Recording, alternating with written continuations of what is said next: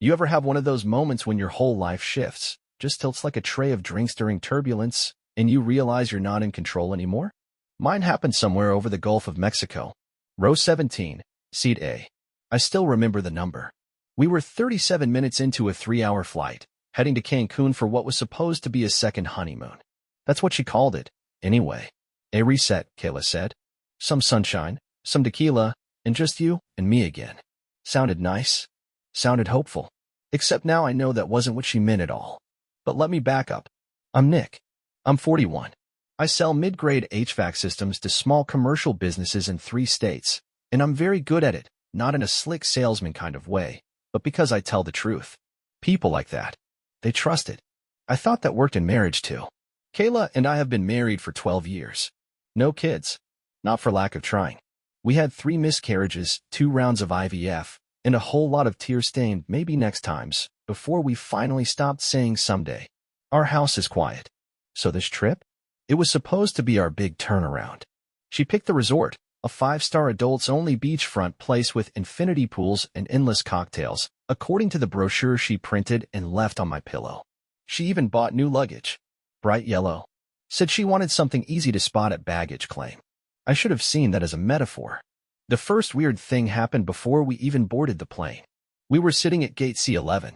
I had just come back from grabbing her a chai latte, half sweet, extra hot, just the way she likes it. She wasn't there. Her boarding pass was on the seat, along with her phone. Weird. She never leaves her phone unattended. I figured she went to the bathroom. She came back 6 minutes later, I counted, looking flustered and adjusting her top. No explanation. Just, thanks, babe, and took the latte like nothing happened. Now, I've been married long enough to know when something's off. You get a sixth sense about tone, eyes, breathing. Hers were all wrong. I didn't say anything. I should have. We boarded early, since she always insists on having overhead space for her carry-on. I took the window, like always. She took the middle. The aisle seat stayed empty for a while. 10 minutes before takeoff, a man sat down next to her. Mid-40s. Athletic. Aviator sunglasses still on indoors, which already made me suspicious. He said something in a low voice and Kayla laughed, the kind of laugh she used to save for me. I looked at her. She didn't look back. I told myself it was nothing. Just a friendly stranger making small talk. But then he leaned over and said something else. I caught the word Mexico and her name. Not ma'am or miss. He said Kayla. I felt the floor drop a little. Like the plane had already taken off without warning. She brushed it off, said he was a guy from her gym who just happened to be on the same flight. What a coincidence, huh? I nodded slowly. You two that close he knows your vacation plans? She smiled. Tight. It's a small gym. Right. About an hour into the flight, I excused myself to use the lavatory. I didn't have to go. I just needed air, or whatever passes for air on a pressurized Boeing 737. When I came back, they were leaning in, heads tilted like conspirators. The in-flight movie was playing, but neither of them had headphones in. They weren't watching the screen. They were watching each other. Still, I said nothing. Because that's what men like me do. We hope we're wrong. We lie to ourselves in first class, in economy, in life. We say things like it's probably innocent and she'd never. I sat down, folded my tray table up, ordered a ginger ale, watched the clouds pass like I was in some soft, slow-motion dream. And then, as if the universe just couldn't help itself, it dropped the curtain. She fell asleep. Or pretended to. He didn't. He pulled out his phone and tilted it just slightly away from me, but not enough. The screen lit up. Messages. I couldn't read them all, but one stood out, plain as day. Can't wait till we land. I've been thinking about you nonstop. Sent to Kayla. From his phone. I stared at it like a car crash you can't look away from. He must have noticed me watching, because he turned the screen off and slipped the phone into his lap.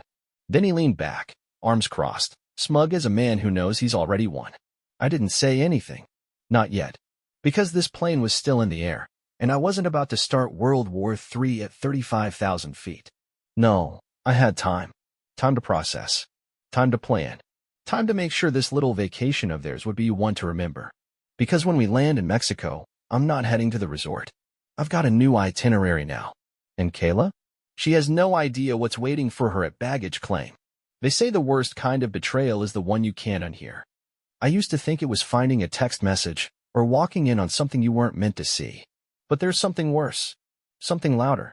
Like hearing your wife moaning behind a thin lavatory door, 36,000 feet in the air, while an entire airplane cabin sits frozen in secondhand embarrassment. It started innocently enough. If you ignore the fact that I already suspected she was cheating. We were an hour into our flight to Cancun. Kayla was acting jittery.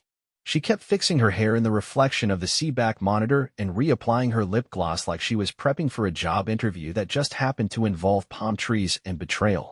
The guy sitting next to her, aviator shades, smug smile, smelled like overconfidence and budget cologne, had gone quiet for a while. But he kept glancing her way, real subtle-like, tapping something on his phone and then slipping it into the seat pocket. Kayla leaned in and whispered something to him. I didn't catch it, but it made him grin like he'd just won a bet. Then, without a word to me, she stood up. Gonna use the restroom, she said casually. I nodded. Long walk. Need backup. She smirked. I think I'll manage. Not 2 minutes later, Mr. Aviators got up too. Didn't even pretend to stretch or look for his headphones. Just walked down the aisle after her. That's when it started. A few minutes passed.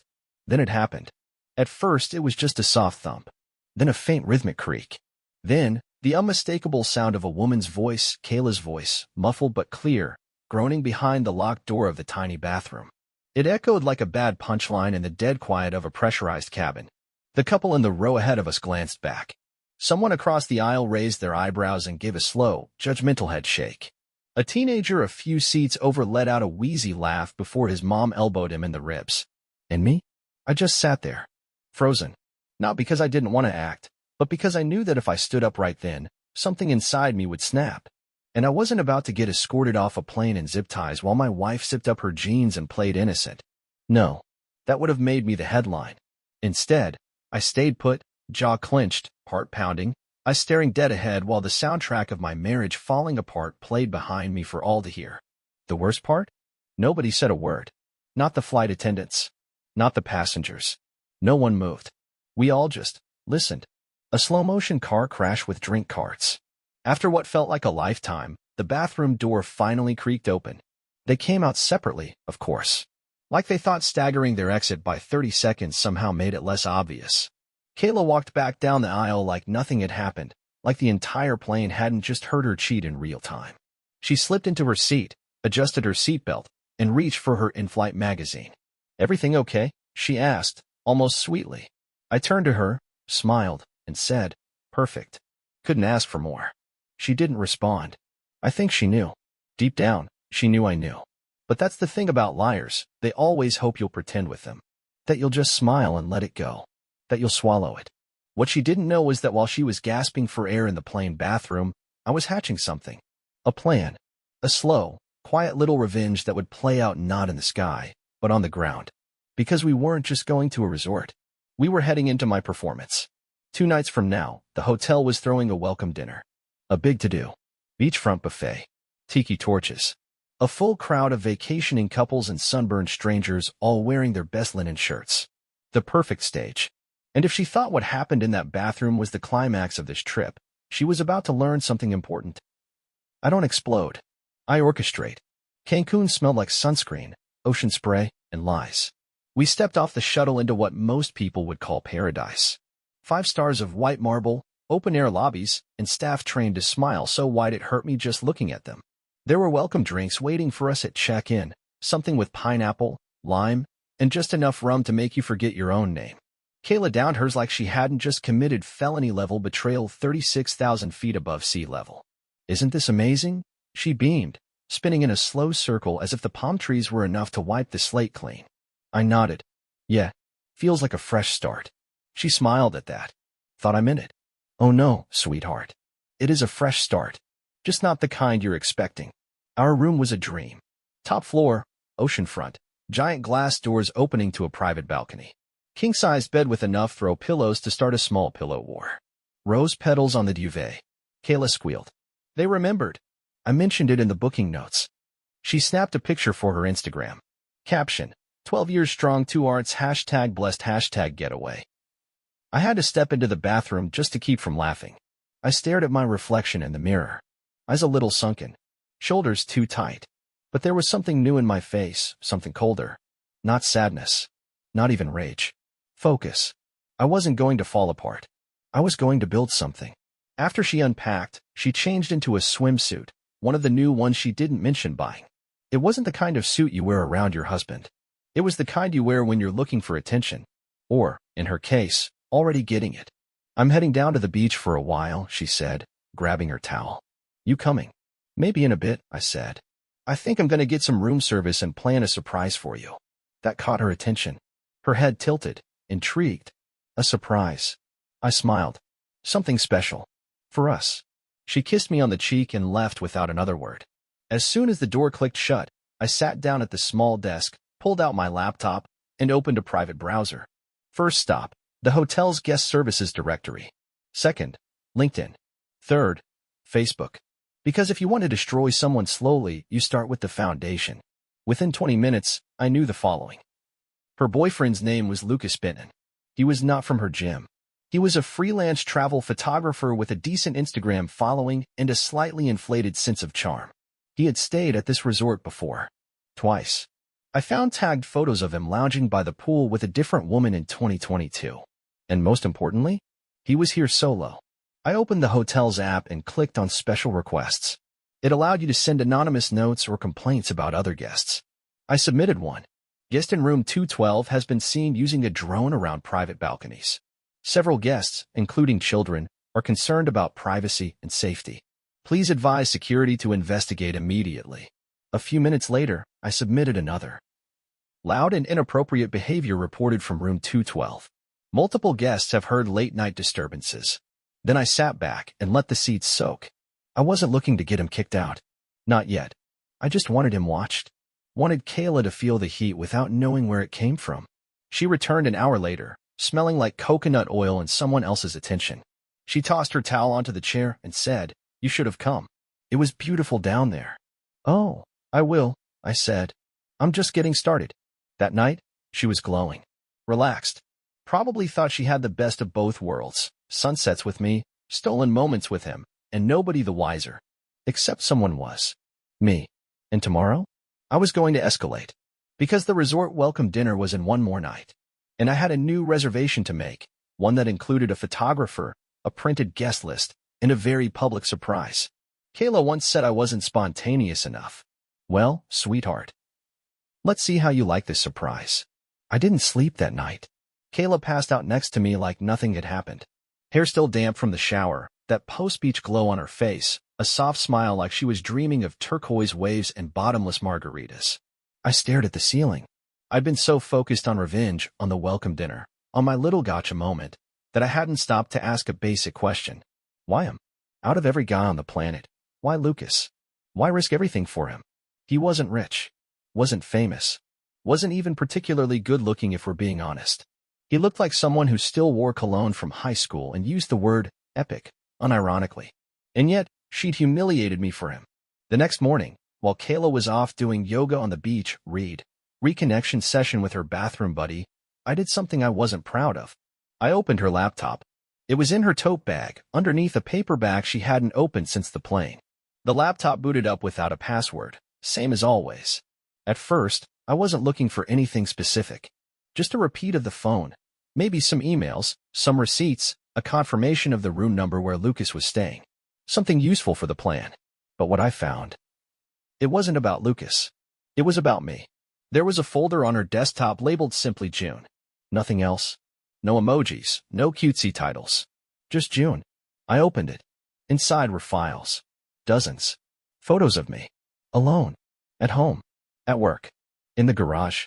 On the porch. Zoomed in. Cropped. One image showed me picking up takeout. Another showed me mowing the lawn. The timestamps? Spread out across the last 6 months. Some taken in daylight. Others at night. Some from across the street. Some from inside our house. That's when I noticed the audio files. Recordings. I clicked on one. Don't you think it's weird how much time he spends in the garage? It's like he's hiding something. Kayla's voice. Talking to someone. Then a second voice. Male. Calm. Almost rehearsed. Just keep documenting. Everything. We need a clear pattern. I felt like the oxygen had been pulled from the room. I clicked another file. He doesn't know? I'm sure of it. But I can't do this much longer. He's starting to look through my phone. And then the man again. You're almost there. 2 more weeks, and we'll have what we need. 2 more weeks? For what? I opened one last file. It was a PDF. Legal header. Confidential watermark. My name in the top left corner. Psychological risk assessment. Preliminary report. Subject: Nicholas R. Sutter. There were pages of notes. Not about my marriage. About me. Sections about emotional instability, chronic distrust, increased vigilance, potential for obsessive behavior. The summary hit like a brick. Subject exhibits signs consistent with early-stage paranoid delusional disorder. Recommend further clinical evaluation before full mental competency is assessed. I sat there, frozen, heart pounding so loud I thought someone might knock on the door. This wasn't just a betrayal. It was a setup. Kayla wasn't cheating on me. She was building a case against me. For custody? For some future divorce filing? Or worse, to have me committed? The guy on the plane, Lucas, wasn't some fling. He was part of it. Maybe a private investigator. Maybe a plant. Someone hired to provoke me. And I was falling right into it. My paranoia. My obsession. My plan for revenge. It was exactly what they wanted. They were baiting me. So I did something I hadn't done in weeks. I stopped, closed the laptop, took a deep breath, and started thinking clearly. If they wanted me to explode, to be the villain in her story, then that's the one thing I couldn't do. Not anymore. Because the real revenge wouldn't be loud. It would be surgical. They thought I'd blow up, that I'd lose it in public, yell, maybe throw something, make a scene. That's what they were banking on. Give me just enough rope, let me hang myself in front of witnesses. Easy story. Poor Kayla. Her husband finally snapped. But I didn't lose it. I smiled. When Kayla got back from yoga on the beach, and we both know that wasn't yoga, I was sitting out on the balcony, drinking hotel coffee like it was the best damn roast in Mexico. Hey, babe, she said, all sunny and relaxed, like the woman who didn't just cheat on a plane and try to build a mental case against her husband. How was yoga? I asked. So good. You should have come. I needed some quiet, I said. But I'm glad you enjoyed it. She kissed me on the cheek and sat next to me like nothing was wrong. I could see it in her eyes, though, just for a second. That flash of unease. Like something in her gut knew the wind had shifted. And it had. All day, I played the part. Held her hand by the pool. Took cute photos. Let her post a couple selfie with some cliché caption about love and growth and being the best team. I took a screenshot. Just wanted to remember the moment she tried to sell the world on how happy we were, while plotting to have me labeled emotionally unstable. That night, while she showered, I got to work. Step 1. Get the evidence. I grabbed her laptop, pulled up the secret folder I found the day before. Photos she'd taken of me without my knowledge, recordings of her talking about my mental state, and that charming little psychological profile someone helped her write up. I copied it all to a flash drive. Step 2. Secure it. I sent the files to a backup email account I've had for years, just in case. Then I forwarded them to a friend of mine back home, a lawyer. No message. He'd get the picture.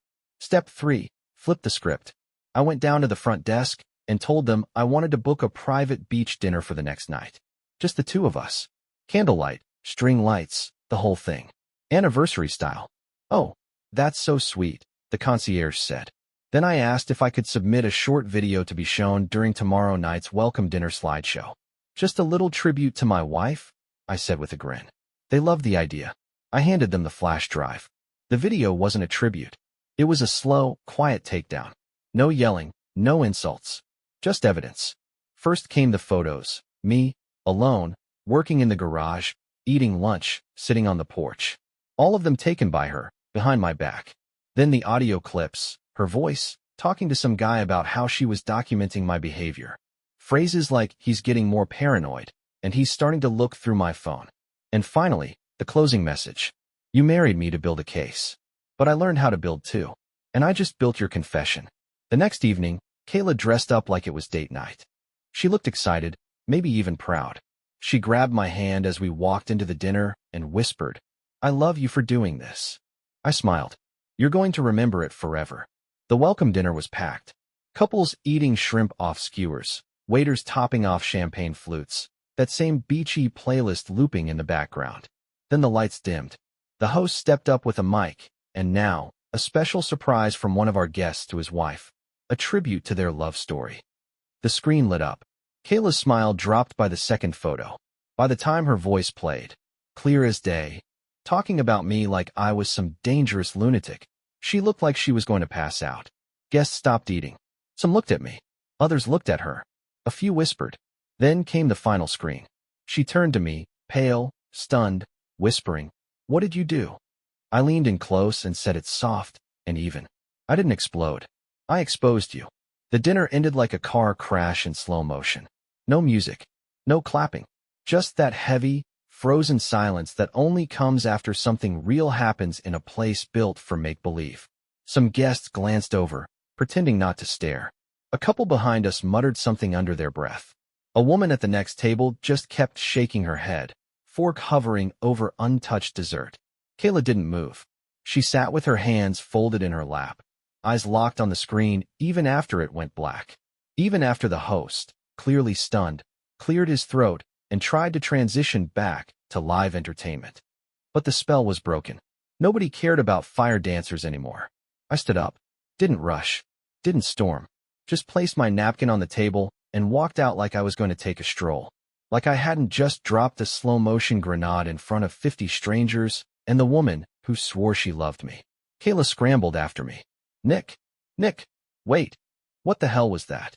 I didn't say anything. She grabbed my arm halfway down the lit pathway that led back toward the villas.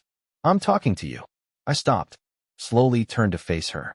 And for the first time in this whole thing, I looked at her without emotion. No anger, no heartbreak, just observation. Like someone studying a machine they used to know how to fix. "What do you think it was?" I asked quietly. She blinked, caught off guard by how calm I was. She started, voice cracking. "That was private, Nick. That stuff wasn't supposed to. I didn't mean for. You didn't mean for me to find it?" I finished for her. "Or you didn't mean to get caught?" She flinched, like I'd slapped her with the truth. "I was scared, okay?" Her voice was rising now. "You've been different. Distant. You started closing off. You were quiet all the time, and I didn't know what was going on inside your head. I just wanted to understand. By spying on me. By recording me in my own house. I didn't know how else to help you." "You weren't trying to help," I said, steady. "You were trying to protect yourself. You weren't documenting for me, Kayla. You were building a case. One you could pull out when you needed it." "That's not fair." Her voice cracked again, more shrill this time. "You don't know how it felt living with you these past few months. The silence. The way you looked at me. Kayla, I was looking at you like a man trying to believe his wife wasn't sleeping with someone else on a plane." That hit hard. Her mouth opened, but there was nothing to say. She took a step back, like the weight of it all had finally reached her. Then she did what she always does when the truth backs her into a corner. She lost it. No, you don't get to do this. You don't get to flip everything like I'm the villain here." "I was scared, Nick. I thought maybe you were breaking down or hiding something. And I knew something was going on, but you wouldn't talk to me." "I wasn't talking," I said, "because I was watching." She started crying. Real loud sobs now. The kind meant for effect. For sympathy. "I didn't want to hurt you. I was trying to protect us. I made a mistake, but you've been so cold and..." I cut her off with a slow shake of my head. "You made a plan, Kayla. Don't dress it up now." She grabbed at my shirt. Please don't do this. We can talk. We can go home and fix this." I reached into my back pocket and pulled out the envelope I'd had notarized that morning. The one I'd carried with me all day, just in case. I handed it to her. "What's this?" she asked, still sniffling. "Emergency separation. I already filed.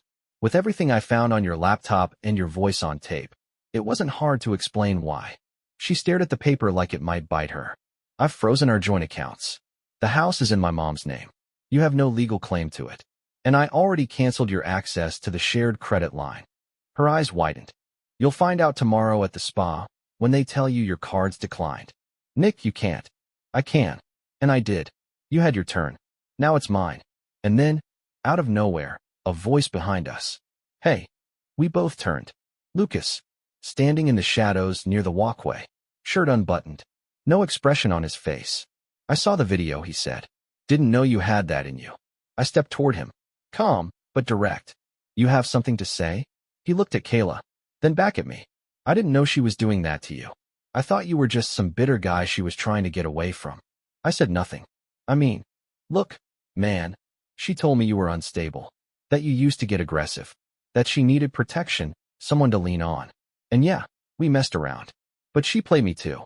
She plays everyone. I said, you're just the latest. Lucas sighed. You want me to leave? I looked at him. Lucas, you can do whatever you want. But if I were you, I'd get as far away from this mess as possible. He nodded. Fair. And just like that, he walked off. No drama. No argument. Just left. Kayla turned to me, shaking. Nick, please. But I was already walking. And this time, I didn't look back. Not once. I left before sunrise. Didn't slam the door. Didn't pack like I was in a rush. Just moved quiet and steady like a man walking out of a fire he no longer cared to put out. She was still in bed, curled on her side, facing the wall. Maybe asleep. Maybe faking. Either way, I didn't say goodbye. Didn't know her one. The resort staff had their orders. Lock her out of the room by noon. Her name was off the reservation. Her access card, disabled. If she wanted to stay, she'd need her own booking. With her own money. Which she didn't have. By the time my plane lifted off from Cancun, I didn't feel rage or relief. I just felt light. Like I'd finally dropped a suitcase I didn't realize I'd been carrying for the last 3 years of our marriage. She thought she was clever, slipping around behind my back, controlling the narrative, playing the victim while quietly sharpening a knife. She underestimated me. We touched down in Houston around 10:40 a.m. While we taxied, I turned my phone on. 6 missed calls. 3 voicemails. A string of texts. The last one said, please don't do this. We can fix it. I'll explain everything. I didn't respond. I already knew what she'd say. What they always say. I didn't mean to hurt you. I just got confused. You pushed me away. We can go back. But there's no back after betrayal. There's only out. I got home by early afternoon. Pulled into the driveway and saw something that hit harder than I expected. Stillness. No car in the garage. No shoes by the door. No noise. Just quiet. And somehow, it felt more honest than anything I'd felt in months. Ben was waiting for me at the house, my friend, and now officially my attorney.